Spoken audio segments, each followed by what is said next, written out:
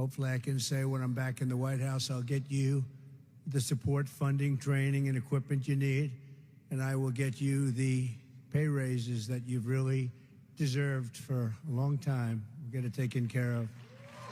Hello everyone, and thanks for tuning in. On today's News Flash, we will be discussing Trump pledges to create Space National Guard. Former President Donald Trump said that if reelected, he would create a Space National Guard for the Space Force branch of the military during a speech on Monday. Trump, the Republican presidential nominee, gave a toned-down address at the lobbying group's annual convention, which is attended by members of each state's military and Air National Guard members. He said creating Space Force, the first new branch of the armed forces in more than 70 years, was one of his biggest achievements. Now that Space Force is up and running, the time has come to create a Space National Guard as the primary combat reserve of the U.S. Space Force, he said. So as president, I will sign the historic legislation creating a Space National Guard. We're leading in space throughout the armed forces. We will make a historic investment in building a U.S. military for the 21st century, investing heavily in drones, robotics, artificial intelligence, and hypersonics. The former president's declaration comes as states, governors, and the military branches themselves have fallen short of consensus in what has become a political fight over the path forward for such a reserve service. Trump, during his address, also said that he will pursue building an Iron Dome anti-missile system similar to what's used in Israel, which is designed to shield the country from short-range and medium-range missile attacks. It's unclear how effective a similar system will be for the U.S., which doesn't face short-range missile threats from neighboring Canada or Mexico, but could need to defend against long-range missiles from adversaries like North Korea. From administering disaster aid to storm ravage, Puerto Rico in 2017 to helping fortify the southern border in 2018 to distributing the coronavirus in 2020. Trump, during his presidency, routinely showed an inclination for deploying the military to address domestic crises. Trump's affinity for the National Guard and interest in expanding its presence and responsibility has been a theme since his first term in office. In the summer of 2020, then President Trump threatened to dominate the streets, using the National Guard to suppress nationwide protests that occurred after the police murdered George Floyd. If a city or a state refuses to take actions that are necessary to defend the life and property of their residents, then I will deploy the United States military and quickly solve the problem for them. The idea was quickly shot down by Trump's Secretary of Defense, Mark Esper, who publicly disagreed with using the military against U.S. citizens. The option to use active duty forces in a law enforcement role should only be used as a matter of last resort, and only in most urgent and dire situations. We are not in one of those situations now, he said in response. The back and forth in 2020 doesn't seem to have caused Trump to reconsider his future plans for the National Guard. During his speech in 2022, Trump said he believes the president should be able to use the National Guard to secure the border, tamp down protests, and enforce the law in cities he deems dangerous. In places where there is a true breakdown of the rule of law, such as the most dangerous neighborhoods in Chicago, the next president should use every power at his disposal to restore order, and if necessary, that includes sending in the National Guard or the troops. At Monday's event, former Representative Tulsi, a Democrat turned independent who once served in the National Guard, threw her support behind Trump. Tulsi accompanied Trump during a visit to Arlington National Cemetery early in the day. I felt and saw his sincere appreciation for these servicemen and women who paid the ultimate price and their loved ones who continue to grieve to this day. This is personal for me, as I know it is for so many of you here. This is real. It's not just words, she said. The endorsement comes just over a week after Trump was criticized for downplaying the military's highest award for valor, the Medal of Honor, calling a civilian award better because those recipients aren't injured or dead. Tulsi and Trump laid wreaths at Arlington to honor 3 service members: Marine Sergeant Nicole Gee, Marine Staff Sergeant Darren Hoover, and Army Staff Sergeant Ryan, who died during the Afghanistan war withdrawal. Monday marked 3 years since the suicide bombing that killed 13 U.S. service members and more than 100 Afghans. President Joe Biden nor Vice President Kamala Harris attended commemorative events at Arlington on Monday. Those both released statements acknowledging the event.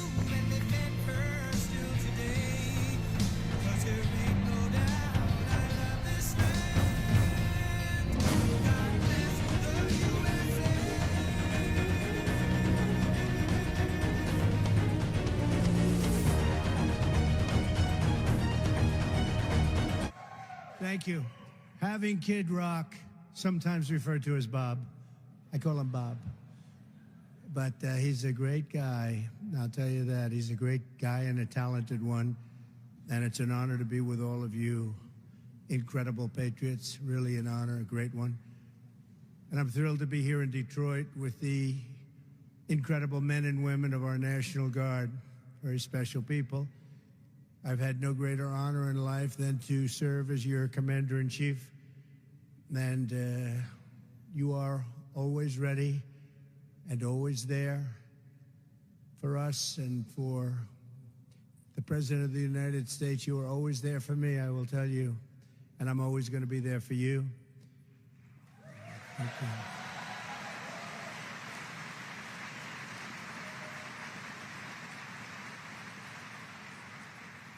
And we're doing very well, as you probably see. And hopefully I can say when I'm back in the White House, I'll get you the support, funding, training, and equipment you need.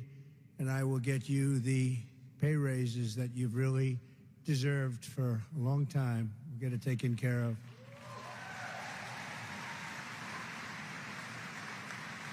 For a long time. I want to thank the chairman of the National Guard Association of the United States, Major General Jansen Durboyles, and also Vice Chair Major General Jamie Cole. Thank you both. Thank you very much.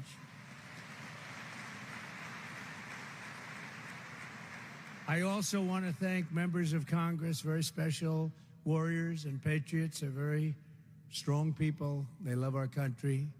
Lisa McLean, where's Lisa? She's so incredible. Lisa, thank you. Thank you, Lisa. John James, John, thank you. John James is a star, doing really well. Thanks, John.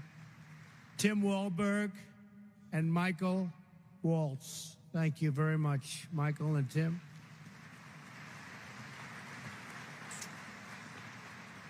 And again, I want to thank Kid Rock for being here. You know, he's really been a great friend of mine for a long time.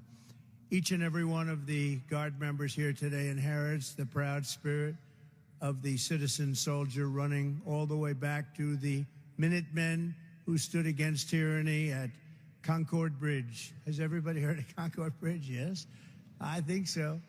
You carry forward the legacy of Old Hickory Division that earned more medals of honor than any division in the Army in World War I, and the North Dakota Guardsmen who've walked through hellfire at Guadalcanal.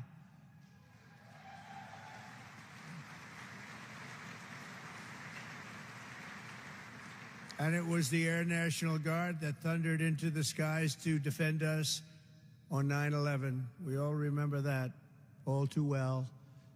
And when our country is hit by fire, flood, or vicious storm, America turns to the National Guard because we know we can always count on you. We always can count on you. I've counted on you a lot. The National Guard is America's first and last line of defense, and you do not get the credit you deserve, but actually you do, because down deep everybody knows it. You get a lot of credit in your own way, a little bit different, but we really respect and appreciate the job you do. Thank you to every Guardsman for your selfless service. I want to thank also our amazing National Guard families, because especially the spouses and the children, I mean, let's face it, without which you would never be the same, right?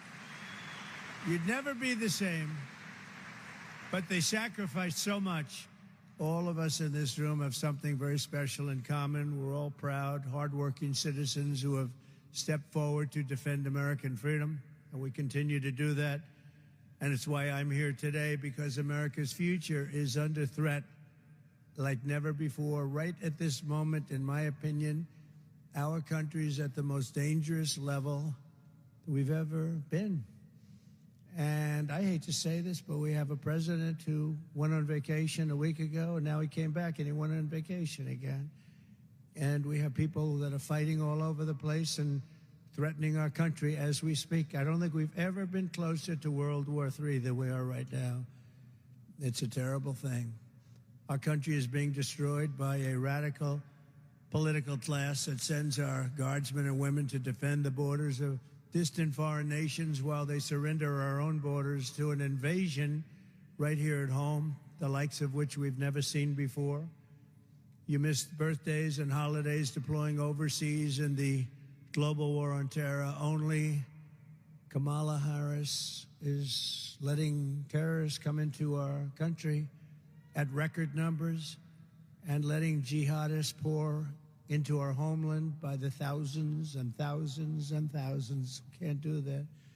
And while you've risked your lives to defend our rights and liberties and our borders, our opponents have waged war on those liberties from the White House, attacking free speech, censoring dissidents, and trying to put their political opposition in jail. Never happened before.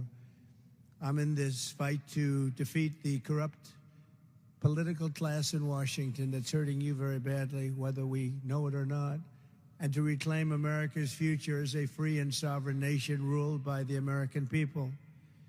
When I'm back in the White House, we will expel the warmongers, the profiteers, and take over our government, and we will restore world peace, and it will be, again, peace through strength.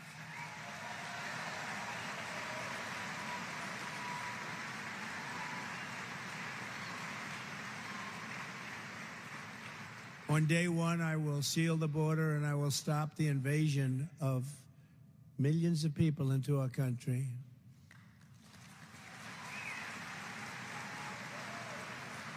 We will find and remove the terrorists and jihadists who have infiltrated our soil, and under my leadership, we'll bring back the values that you enlisted your lives to defend: sovereignty, liberty, free speech, and fair, equal, and impartial justice under the constitutional rule of law.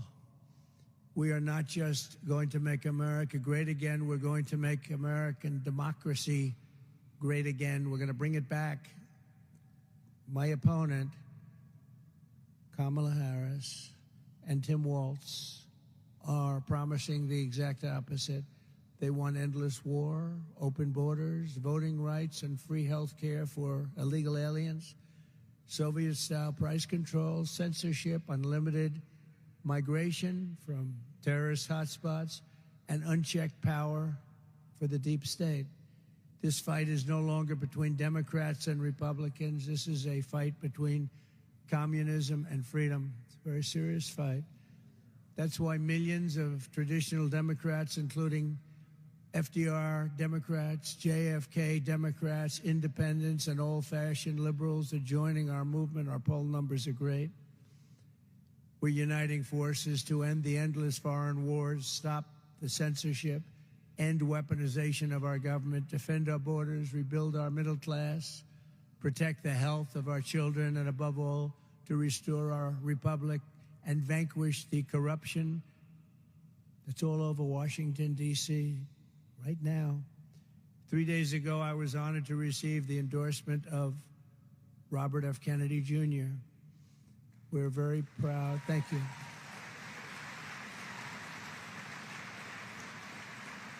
We're very proud to welcome Bobby to our cause. He's really a terrific guy. He's a terrific person, and he's going to do a lot of great things. I have no doubt about it.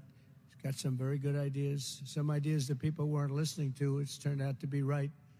And today I'm honored to officially welcome another true American patriot, a 17-year veteran of the Hawaii Army National Guard, a 4-term Democrat congresswoman, very, very popular, the former vice chair of the National Democratic Party and a 2020 Democrat candidate for the United States presidency. You know, she was a very good candidate. Every time she ran, she was good. She did well. She decided to leave. She couldn't take it anymore, but she is very special. And I didn't know this, but she was a lieutenant colonel. That's not bad. Lieutenant colonel. Not bad. I didn't know that. You know, I just found out. I said, put it down. You got to put that down. That's bigger. That's better than all the other stuff I read. But no, she's a special person. She's got great common sense, great spirit. She loves our country, and she loves the people in this room. Tulsi Gabbard. Okay, Tulsi, please.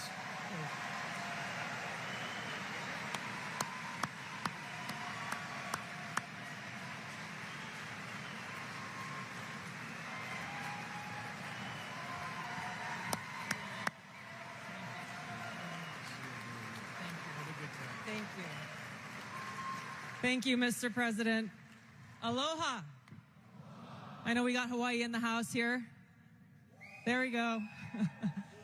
It is a privilege to be here with all of you, my brothers and sisters in uniform, especially on this day of all days. I had the privilege of joining President Trump this morning at Arlington Cemetery, where he joined 2 Gold Star families and loved ones of Staff Sergeant Hoover and Sergeant G, both of whom were 2 of the 13 killed in the Abbey Gate attack 3 years ago today in Kabul. And I can tell you, as we were there, as he laid a wreath at the tomb of the unknown soldier, joining these Marines' loved ones, I felt the sorrow that he shared with them in their loss. I felt and saw his sincere appreciation for these servicemen and women who paid the ultimate price and their loved ones who continue to grieve to this day. This is personal for me, as I know it is for so many of you here. This is real. It's not just words. I first deployed to Iraq in 2005 with the Hawaii Army National Guard as a member of Charlie Med.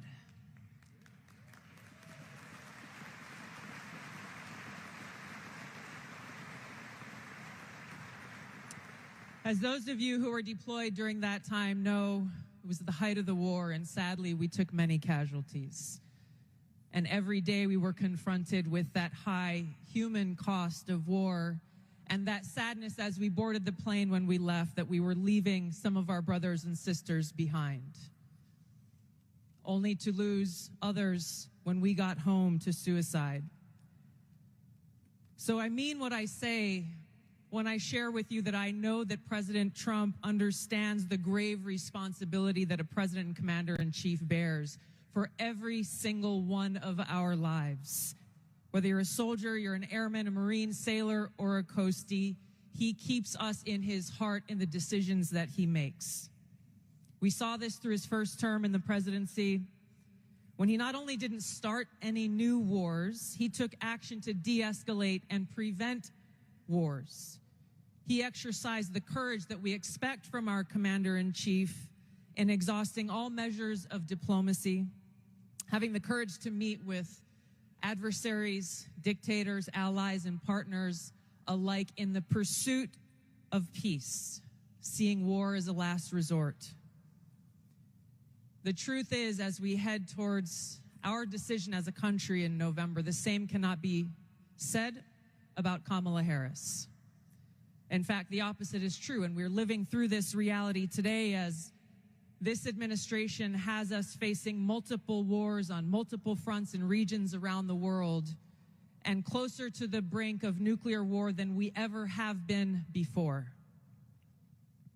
This is one of the main reasons why I'm committed to doing all that I can to send President Trump back to the White House, where he can once again serve us as our commander-in-chief.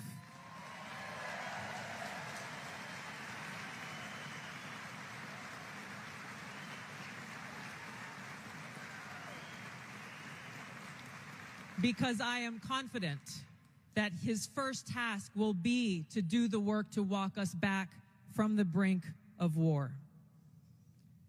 We cannot be prosperous unless we are at peace. And we can't live free as long as we have a government that is retaliating against its political opponents and undermining our civil liberties, weaponizing our very institutions against those they deem as a threat. Kamala Harris has done this over the last 3.5 years. She won't hesitate to continue that if she is elected as president. President Trump has been their first and foremost target in this because they don't want us as voters to even have the option to vote for him. I've been their most recent target, added to a secret domestic terror watch list after exposing the truth about what kind of dangers we would face if Kamala Harris is elected as president.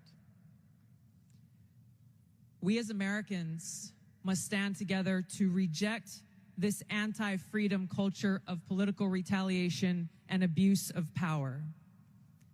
We can't allow our country to be destroyed by politicians who will put their own power ahead of the interests of the American people, our freedom, and our future.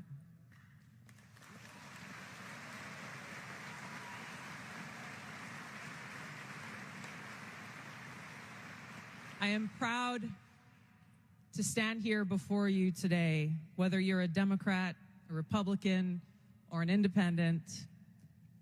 If you love our country, as I do, if you cherish peace and freedom as we do, I invite you to join me in doing all that we can to save our country and elect President Donald J. Trump and send him back to the White House to do the tough work of saving our country and serving the people. Thank you very much. Thank you very much, Mr. President.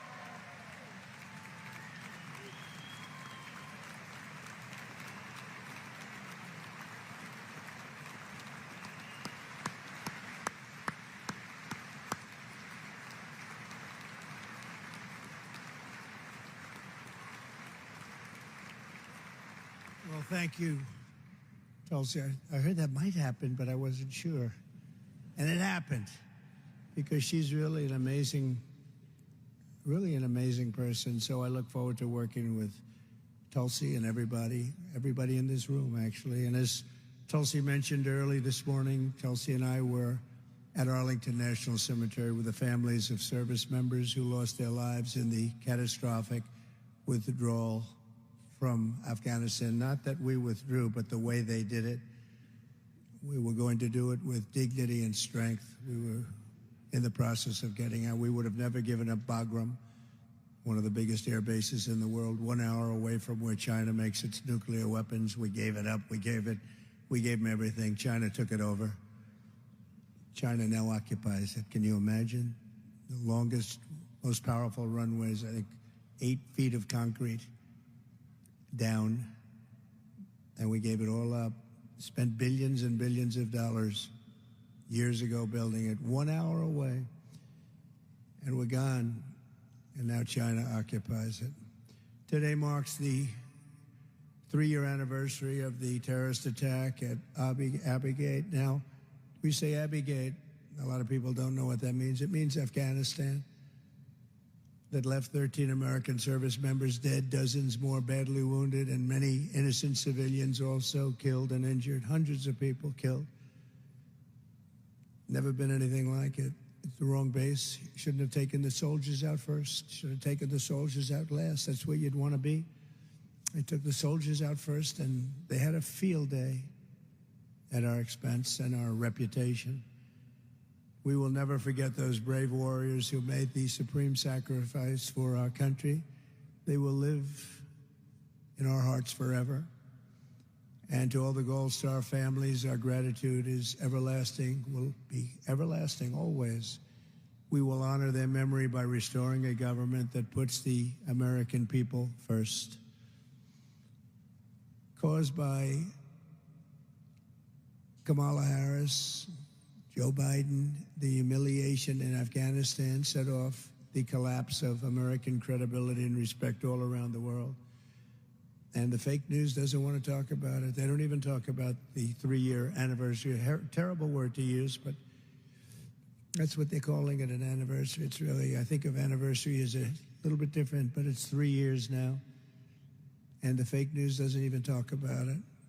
Our country will never be safe again until we have fired those responsible for this disaster. Nobody fired. Worst, most embarrassing, in my opinion, the most embarrassing day in the history of our country. It gave us Russia going into Ukraine. It gave us the October 7th attack on Israel, because it gave us lack of respect. We're not respected. We were respected very much 4 years ago. We're not respected now. The voters are going to fire Kamala and Joe on November 5th, we hope. And when I take office, we'll ask for the resignations of every single official.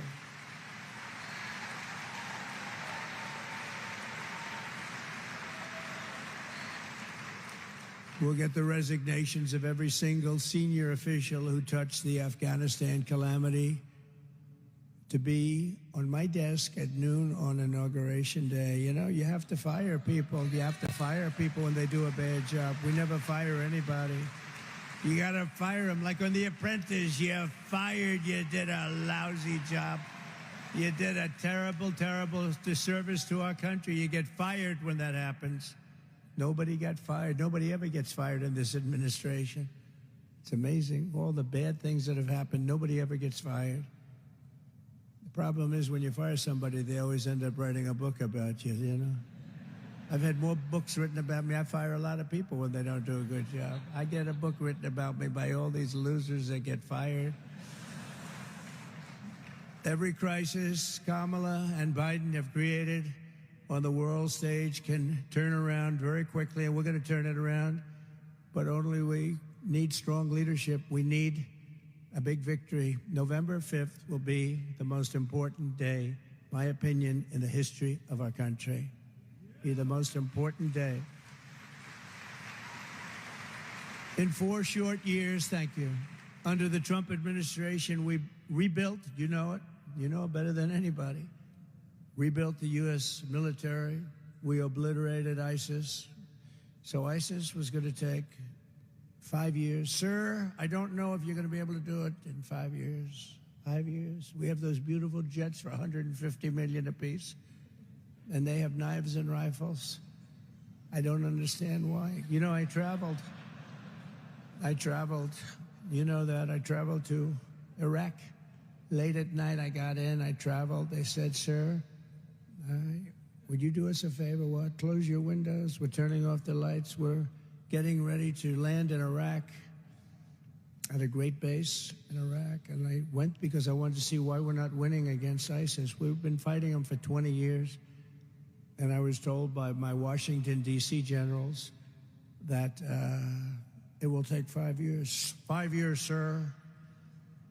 I said, I don't get it. And I went there and I met real generals. And you know the story. You probably heard the story, but I had one in particular, Raisin Cane. I said, Raisin Cane, your name's Raisin? Yes, sir, they call me Raisin Cane. What's your first name, Dan? I said, but they call me Raisin, sir. So your name's Raisin Cane? Yes. I love you. This is what I'm looking for. I'm looking for Raisin Cane. And anyway, we sat down and we had a meeting. He said, would you like to rest? No, I don't need resting. Unlike other people that we know, we don't need to rest. He'd rest and then leave. There'd be no meeting. It's just, let's go now. I said, how do we beat these guys? Sir, we can do it quickly. They said, no, they say it's going to take a long time. How can you do it? 4 weeks, sir. What? We can do it in 4 weeks, sir. They didn't use our resources. They wanted to be politically correct. They didn't fly out of areas where they thought the country may be a little angry at us, even though we support those countries. And we can do it in 4 weeks, sir. Well, what are you going to do? We're going to have auxiliary airports for, military ports. You know all about them. Sort of portables, I think he called them, but they're out in the desert all over the place. We want to use them, and we'll use here. But they wanted to fly from here. And it's a long distance, sir. By the time we got there, we had to come back. I said, so what would you do? He said, well, I'd leave from 7 places, and we'll hit them from the left, we'll hit them from the right, and we'll hit them underneath and on top. We'll hit them so much they won't know what the hell is happening, sir. In 4 weeks, we'll do it, sir. 4 weeks? They said 5 years. 4 weeks is all we need, sir. And that's what it took. Can you believe it? I said, go ahead. I made a couple of phone calls first. I said, is this guy serious? Is he serious? He did it. He knocked it out. He knocked it out. So I can tell you about some of those, what a period of time that was. And I tell that story sometimes because I want to just say we have an unbelievable military when we have the right leader. We have an unbelievable military.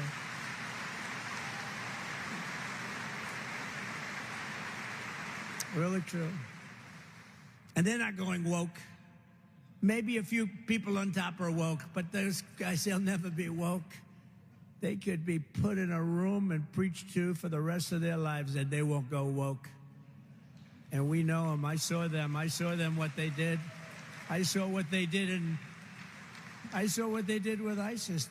We knocked out 100% quickly of the ISIS caliphate because we decided to fight.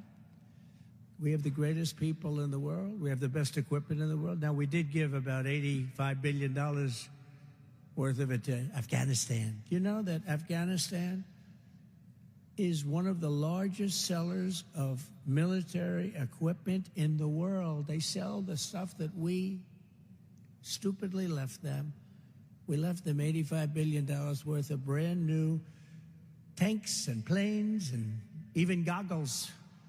They didn't fight at night. You know why? They couldn't see. Now they can fight at night.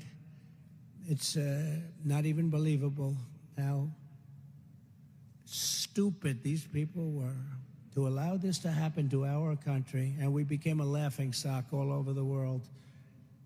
And we buried 13 soldiers. They never mentioned the 45 soldiers that just were so badly hurt, obliterated, legs, arms, face. They don't mention. We left Americans behind.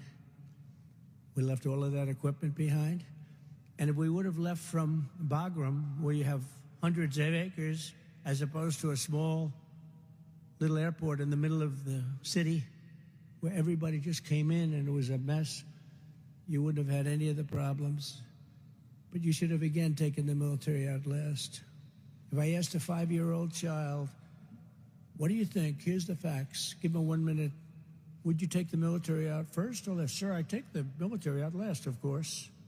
But our guys didn't do that. But I just, it's embarrassing to even talk about it. And I wasn't there. You had another group there. But it's a very big embarrassment because I love the country. I want our country to be respected. And we lost a lot of respect at that moment. And it was so easy. It was so easy because we were getting out, but we were getting out with strength and dignity. Think of it. 18 months, not one soldier was killed under mine. And I spoke to Abdul. I told Abdul, you can't do that. Can't do it. It's going to be bad, Abdul. And he said, Your Excellency, but why do you send me a picture of my house? Oh, did I send that to you? I didn't. Did I send you a picture? Did I send you a picture? I don't remember that, Abdul. But and honestly, he was fine. 18 months, they were knocking out our soldiers one by one, especially under Obama, Barack Hussein Obama. They were knocking out our soldiers one by one, snipers. We didn't have one soldier killed, even shot at, in 18 months. And then these guys took over, and big lack of respect. But they had a lot of respect for us during that period. Think of that. Isn't that amazing? Not one soldier was shot at, let alone killed. Nobody killed. But I'm proud to be the first president in decades who started no new wars. And the reason I started no new wars is they respected the people in this room. It's true. You don't want to have wars. I ended wars. I could have been like in a mess like you have right now. You have every place. The whole world is blowing up. You'd have World War III if something doesn't happen fast. And that's going to be a world war like no others because of nuclear power and other power that's out there. But we had no wars. Very proud of that. I finished a couple of wars, and I got troops out between Turkey. If you take a look, Turkey and Syria, remember we had 5,000 soldiers in between two armies. And I took them out. I said, wait a minute. I called a couple of generals. I said, how do 5,000 soldiers do when you have one army of 400,000 people, another army of 300,000 people, and they're in the middle? Can they do well? They say, it's not going to be good, sir. I say, get them the hell out of there. That border's been there for 2,000 years. They've been fighting over it. The fake news back there, they hit me hard. They said, he removed, you know what happened? Nothing. They just kept it the way it's been for 2,000 years under different names and saved a lot of lives. Would have been bad, but I did a lot of that. And I was very good at using a telephone. We didn't have to send soldiers and kill everybody, although we had some of that too. You know that with Russia, where they came at us. I said, can't do that. Came at us again. I said, you can't do that. They came at us a third time, and you know what happened? A lot of people don't talk about it, but they know about it, and they learn not to play around with us. They learn that because, again, we are the best. But we're not going to be the best for long if it keeps going like it is right now.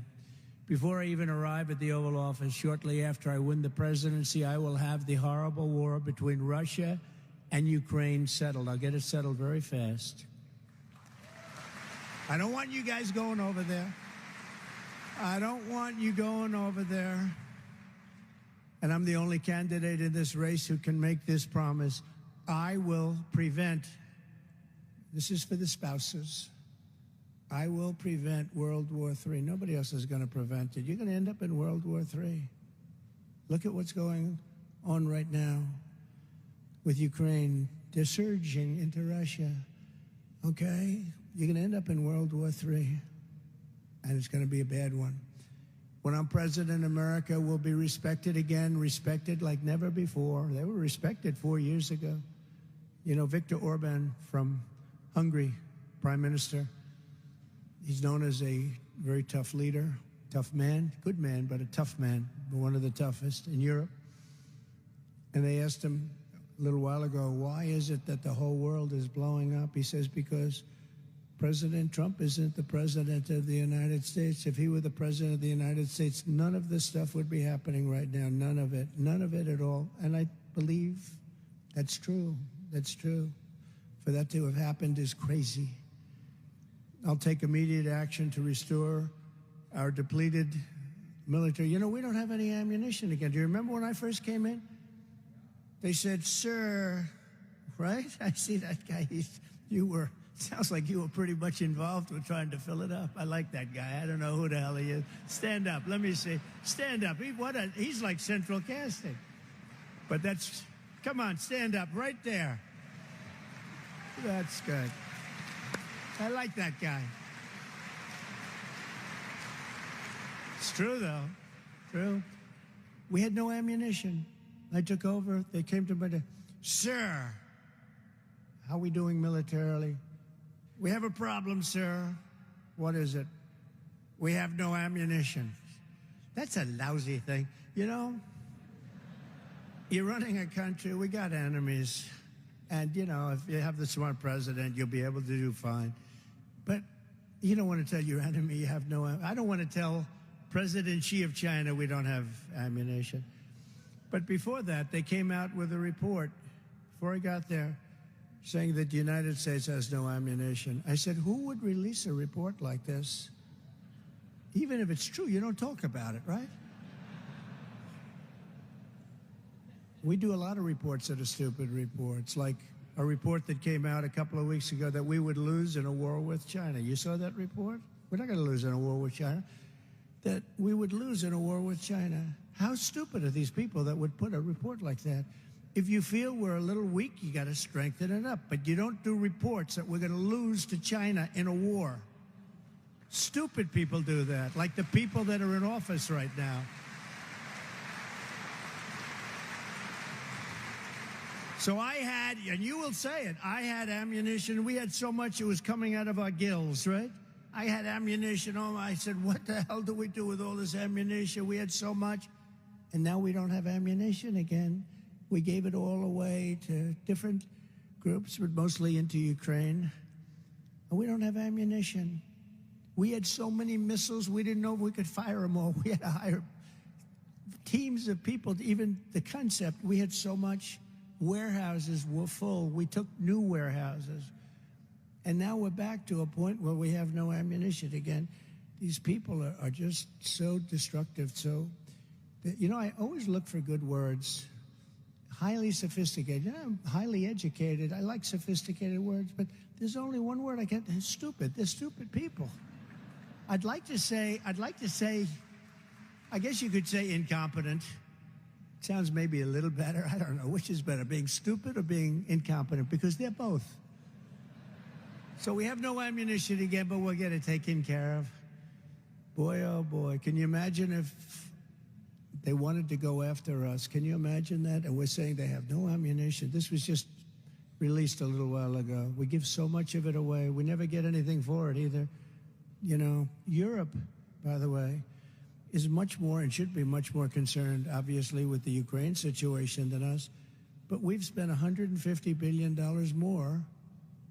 Why do we spend $150 billion? Why aren't they going to equalize? They should equalize. I told them, I said, you got to equalize. They don't like, you know, then I read, Barack Obama is much more popular than Donald Trump. Of course he is. He said, we'll spend all the money.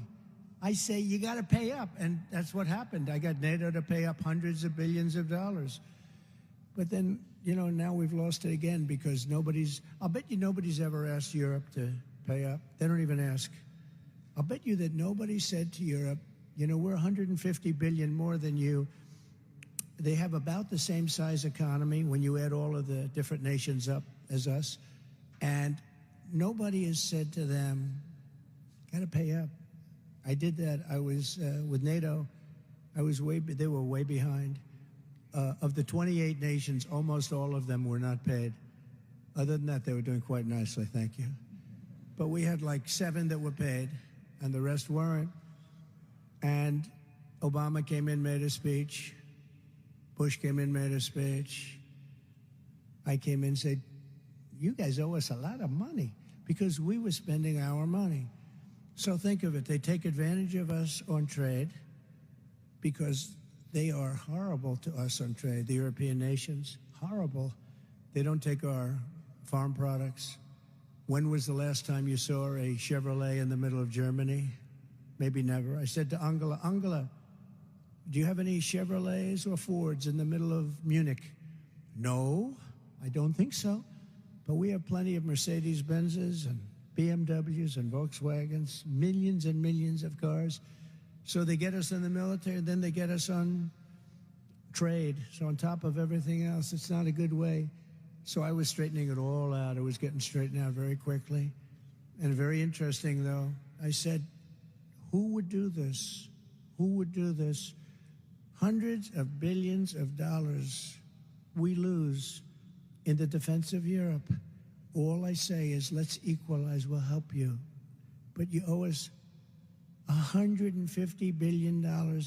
And during one meeting, I remember NATO, one of the heads of one of the countries, I won't embarrass him by saying which one, but we had 28 countries gathered around the table. It was sort of a semi-secret meeting, which nothing secret.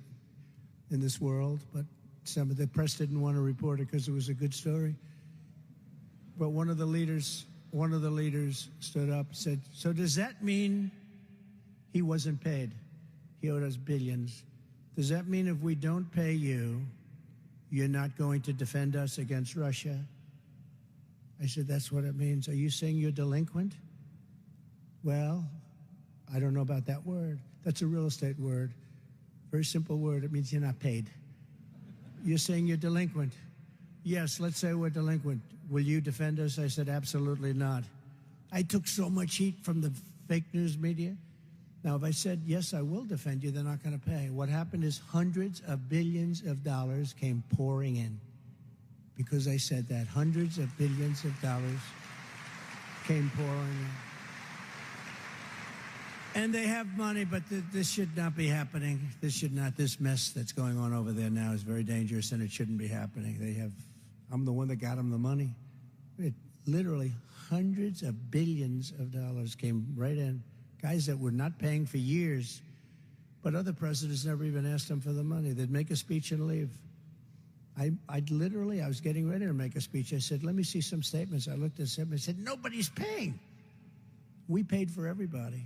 We were keeping it solvent. One of my proudest achievements in my first term was to create Space Force, the first new branch of the armed forces in over 70 years. It's a big deal. Now that Space Force is up and running, I agree with your leadership. You want this very badly, but I agree that the time has come to create a Space National Guard as the primary combat reserve of the U.S. Space Force. Very good. Right? Very good.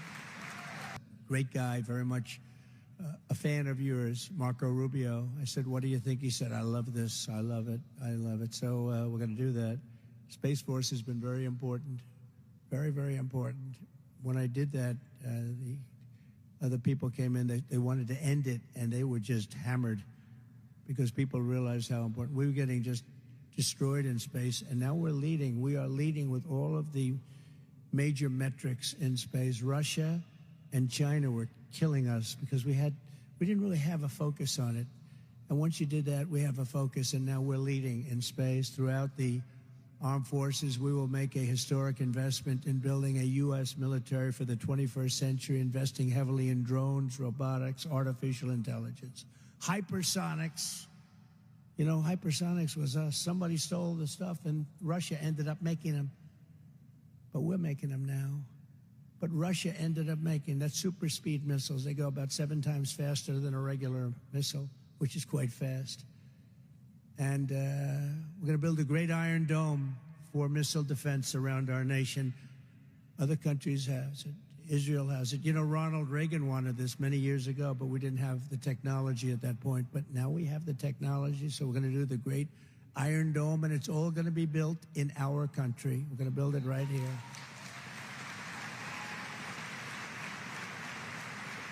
And as your commander-in-chief, I will ensure that the National Guard members have access to train on the same state-of-the-art equipment as active duty forces. We're going to make sure about that. And I'll also get you reinforcement for allies abroad, making them pull their weight. They have to do that, and they have to pay their fair share, as I was saying. And for years, all of these NATO countries spent far less than 2% of GDP on their militaries, leaving our forces overstretched. We were the ones making up the difference and paying for it. To make up for shortfalls and help deter threats, I'll insist that every NATO nation must spend at least 3%. You have to go up to 3%. 2% is the steal of the century, especially when we're paying for it. We pay for them. It's just not even believable. For most NATO countries, this will represent a defense budget increase of about 30%. And of course, if you take a look at their numbers are starting to dwindle because of all the money they're spending in Ukraine. Starting on day one, I will confront the recruiting, retention, and moral. When you talk about the crisis that you have a morale crisis, because I think it's a country crisis. I think morale is about the leader of the country. I really do. I think you can only do so much. They have to be proud of their leader. They have to be proud of their country. They have to believe in their country. They have to believe in the American dream, or you're going to have a morale problem. And that's what you have. You have a morale problem. We will get critical race theory and left-wing gender insanity out of the armed forces and totally out of the United States military. And we'll take care of our amazing veterans better than anybody. In my first term, I gave the VA choice and made it permanent. You know, VA choice, where you don't have a doctor, you go outside. I mean, people were waiting for 4 months, for 5 months. You people probably know it. You have friends that know it very well. They go in for something that was not a big deal and that end up being terminally ill because they couldn't get to see a doctor. So I created and have VA choice. They've been wanting to do it for 57 years. I got it done, passed in Congress. And as you know, they now go in, if they can't get rapid service, we call it rapid service, then they go to an outside doctor, they get themselves fixed up, and we pay the bill. And it's been great. It's been great. But I understand that Biden wants to terminate it. He wants to go back to the old system where you wait for 9 months and then you die. It's not even believable. No, they want to terminate it. Now, after this speech, they won't. You know, every time I come in and say what really bad things, they end up, like I said, no tax on tips. It caught on like crazy. No tax on tips. This doesn't affect you guys. You're not big for tips, okay? You don't need tips. But there are a lot of people that no tax on tips is a big deal. And I said, no tax on tips. I went 2-3 months. All of a sudden, she's making a speech. And they were just the opposite. They were going after tip income, which is pretty hard to go after, in all fairness. And she's making a speech. She goes, oh, and by the way, no tax on tips. And it didn't play well for her. But they do that. Now on VA choice, you watch what's going to happen. They'll end up saying, oh, we want to keep VA choice. But they don't. They're not competent, and they don't. But VA choice has been one of the great, and the other is VA accountability. Do you know what that is? VA accountability. The veterans had some horrible, horrible people in there, sadists, bad people. They treated our veterans very badly because they weren't in prime time. You know, in prime time, they wouldn't have talked to them that way. But they weren't in prime time. And they were sadists and a lot of other things, thousands, 9,000 of them. And it was a shocking act of betrayal.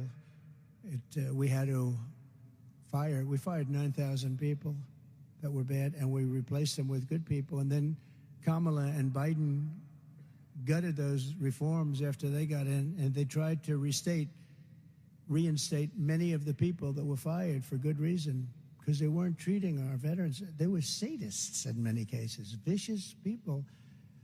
And then they gave them the option to come back or get a massive $200 million buyout. Can you believe this? Of people that treated our veterans badly. You know, I had the highest number, 92% approval from our veterans. It's the highest number by far ever. Now it's in the 40s. And it didn't take long to get there, but we had 92% approval rate from our veterans. Upon my inauguration, we will take the sadists that Kamala Harris let in and escort them from the VA hospitals and get them the hell out of our federal buildings and away from our great men and women. Because those who mistreat our veterans will not be protected. They will be terminated. We're going to terminate them. We're going to get them out. Can't believe we have to do it. It's like I have to say it a second time. Under Kamala Harris, American veterans are treated worse by far than illegal aliens. Illegal aliens are treated. You ever see them? They stay in hotels. We have veterans sleeping on the street, and inside luxury hotels, you have people that came into our country, many from prisons, many from mental institutions, many terrorists, and they are treated better than our veterans. They don't care about our veterans. As borders are, Kamala has spent over $1 billion of taxpayer money to house illegal aliens and foreign migrants in some of the most expensive housing and hotels anywhere in the country. Meanwhile, more than 41,000 homeless American veterans are living in squalor on our streets.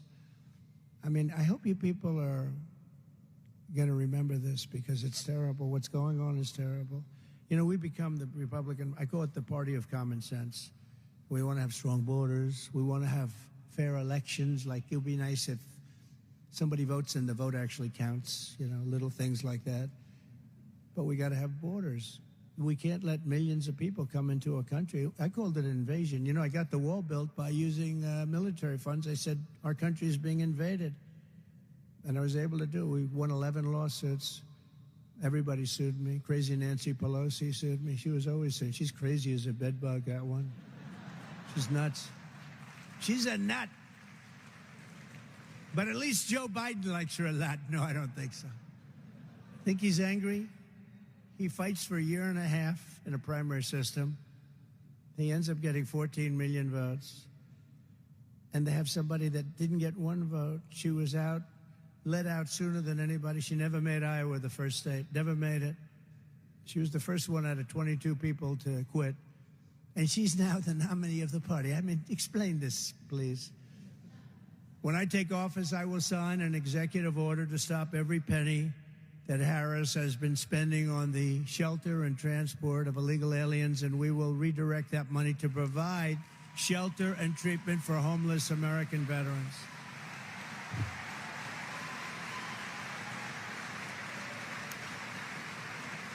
And we will end very rapidly veterans' homelessness in America. We had it down to a level that was the lowest in a long time. We would have had it knocked out, but we were interrupted.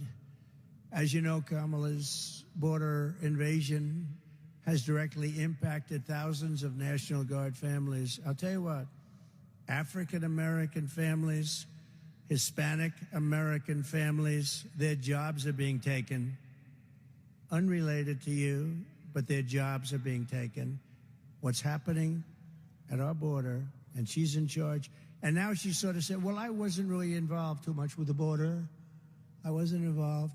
And even better, now she's saying, oh, well, we actually had strong borders. You know, if they say it enough, even though we had probably 20 million people, more than 20 million people, but they figure if you say it over and over again, our borders were strong, our borders were strong, and these are people that are not into it, maybe like us, maybe like me, certainly. Nobody's into it like me. I had a nice life until I did this, you know that?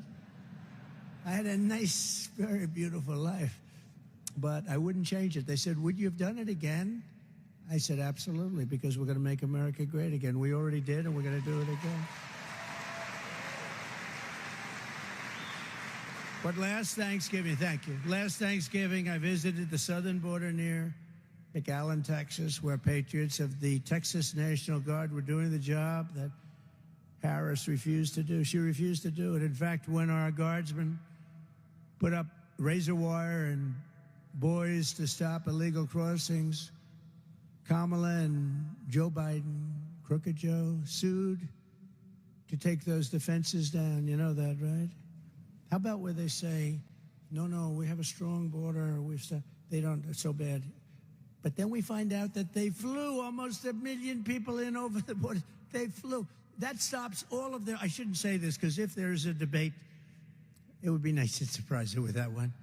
They flew. They have an answer to everything. Well, we decided, look, they flew almost 1 million people into our country. Our country can't handle it. No country can handle it. Our country's going to go bankrupt. No country can handle it. They're taking over the schools. They're taking over the hospitals. They're taking over everything, and they're getting jobs that were taken by other people that are not too happy. But think of it, they flew almost 1 million people over everything because they were saying about how strong the border. But then they say, well, what about the 1 million people you flew? They have no answer for that one yet, but they'll come up with one. They always have an answer.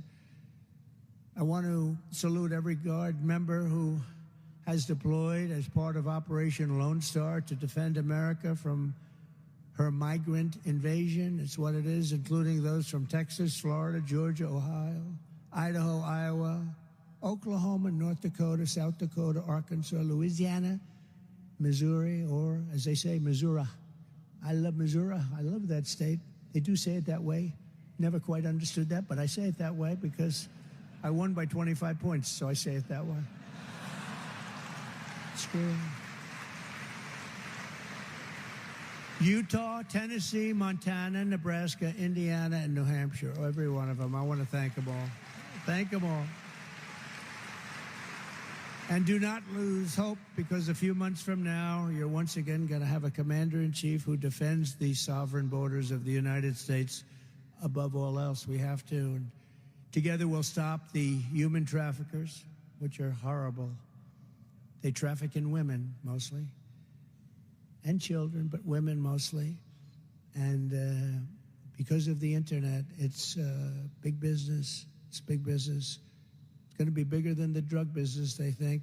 The internet has caused a problem. You know, you think of it almost as an ancient crime, right? Human trafficking. Who would imagine? But because of the internet, it's a big business. And we had it down to the smallest number in 42 years, and now they come along and it's going at a level. They stuff women into the back of cars, and they stuff them into trunks and bring them around and make a lot of money, and we allow it to happen. We'll defeat the child smugglers. We'll crush the cartels. And on day one, I will begin the largest deportation operation in the history of our country, because we have to get the criminals from jails. They're releasing their prisoners into our country. They're releasing their guard. You got to see MS-13, the worst gangs in the world, MS-13. They're collecting them and dropping them into the United States. I moved out thousands and thousands of them. They're moving them into the United States. They're coming back. They're taking their drug dealers, their criminals, their murderers. In Venezuela, crime is down 72% because they've gotten their gang members. They're dropping them all into our country. Many countries, and I'm not just talking about South America, all over the world, they're dropping their criminals into our country. They're emptying their jails and they're emptying their prisons into our country. I mean, how stupid can we be? What are we doing? And we're going to have a crime wave, the likes of which you haven't seen. You see it every day now in paper where a person from such and such a country is, you know, is violent, like at levels that nobody's ever seen before. You don't have to hear it, but at levels that nobody's ever seen before. But what it is doing is it's making these countries, and I'm not blaming them. If you can get away with it, I'd be doing it. If I were the president of such an, I would have done better than them. My prisons would be totally empty. They're emptying their prisons. They're taking their worst people. They're taking their murderers, drug dealers. They're dropping them. They're taking them and busing them into the United States and dropping them. And they're saying, if you come back, we're going to kill you. And these people aren't worried about being killed. They're tough. This is a tough group of people. And we've got them. And nothing good is going to come out of that. And that includes a lot of terrorists. Your choice in this election is between a president who will always have your back and a radical liberal who will never, ever, ever have your back, whether you like it or not. In 2020, when the left-wing mobs came from all over to burn our cities to the ground, Kamala stood with the looters and rioters and raised money to bail out violent criminals all over the jails of Minnesota. She came with money to bail them out. Kamala's running mate, his nickname is Tampon, Tim, but I wouldn't say that, because this group is a little more low-key than the ones I'm used to speaking before. Tampon, Tim, Waltz, he wanted to think of this. He signed a bill mandating that every boy's bathroom has tampons in it. I don't think that's good. It's not good. He ignored the pleas of the mayor and the police chief to deploy the National Guard in Minneapolis and said, you're not highly trained soldiers, you're 19-year-olds who cook. That's what he said. You're 19-year-olds who cook. That's a pretty famous statement. As president, I stood with the National Guard as you saved Minneapolis, saved Kenosha, and saved Washington, D.C. I saved them. If I didn't override what they wanted to do and what tradition is, those places would have been, we would have lost every monument in Washington. You know, they came into Washington and they were very rambunctious. They liked to pull the statues down, some of these beautiful statues. And then they hit Abraham Lincoln. I said, all right, that's the end of that. And I found there was a bill from the early 1900s. We don't do bills like that anymore. This said, if you touch government property, statues, monuments of any kind, You will serve 10 years with no probation, no early getting out. You go to jail for 10 years. Very simple. It was beautifully stated. It was like one paragraph. And it had dust on it. It was dusty. Nobody used it because we wouldn't do that because we become very soft. They only go after political opponents. They don't do anything like murderers. Those guys are safe. Drug dealers, no problem. But political opponents, they go after. So this was in very bad. It was a very old bill. I had a news conference, and they were all over. They wanted to take down the Thomas Jefferson, the Jefferson Memorial. They wanted to take it down. They were heading that way. They were actually heading that way. We had them all stopped, but they were heading that way. It's like fighting a war. And I went out to a news conference. I announced anybody that touches any of our monuments or statues goes to jail for 10 years. Everybody left Washington, D.C. I was very lonely. They all left. I watched them. I watched their asses from the back. They were all, that's all I could see is thousands of asses. And that stopped. We got to stop. We got to stop quickly. They all left immediately, and they haven't come back, although the other day you see them starting to do it again. They're taking the spray paint and they're spraying those gorgeous limestone tigers and all of the different things. You know, when you spray limestone, you'll see it in 100 years from now because it's a very porous stone. And they were spraying the hell out of it. They were burning the American flag. I want to get a law passed. Everyone tells me, oh, sir, it's very hard. You burn an American flag, you go to jail for 1 year. Got to do it. We got to do it. They say it's not constitutional. They say, sir, that's unconstitutional. We'll make it constitutional. We're going to make it constitutional. But you burn an American flag, you go to jail for 1 year. That was terrible, what happened at the convention in Chicago. They're burning American flags all over the place, and the fake news doesn't want to show it. I will proudly stand with you in defense of law and order. And we're going to have 4 great years in the White House. We're going to make our country very special again. I know your commitment. I know your character in conclusion. And I know your courage. As president, I saw it every year during natural disaster and national emergency. And just a few weeks ago, we saw it in the moments after an evil assassin tried to take my life. That sucker was moving fast. I said, wow, glad I got down quickly. But it was quite a time. It was quite a thing. Who would think? But that day, a member of the Pennsylvania Air National Guard was in the second row watching as the bullets flew, when the shots rang out and hit a great patriot, Corey. We know now Corey by his first name, Corey. The Pennsylvania Guardsman did not shy away. He did not run for cover. He ran toward the gunshots, took off his tie to use as a tourniquet, and cradled Corey's head in his hands, and it was a tough scene. Corey died, as you know. 2 other people were hit very badly, were supposed to die, and the doctors up there did a phenomenal job. They're living and they're doing okay. And although he tragically could not revive Corey, he did what every guardsman here would have done. And it was a tough thing he did, to be honest. I saw that. It was a tough thing he did. Tremendous courage. Not only the bullets, I mean, just the fact he was holding this guy who really got hit. He really got hit. But he gave his all, and he was very proud to do it. America is blessed to have such extraordinary patriots, as are all of the people in this room. You put your service above yourself, and when our country needs you, you always answer the call. I know that very much. I know the people here. That's the spirit of duty and loyalty that defines the men and women of the National Guard, and it's the spirit that is going to save our country, because our country needs saving.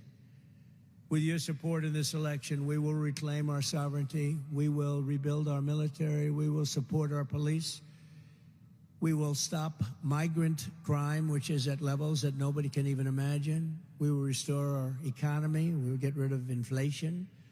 We will protect our Second Amendment.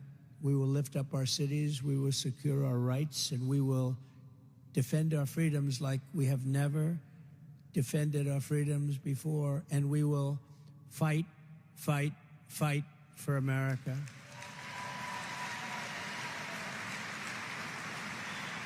Thank you. Thank you very much.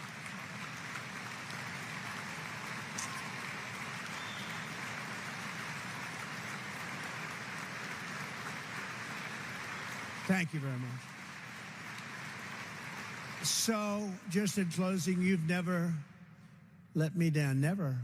You've always been there for me when we had emergencies, when we had a crisis, and I'm going to always be there for you, and I can promise you this, together we will make America great again.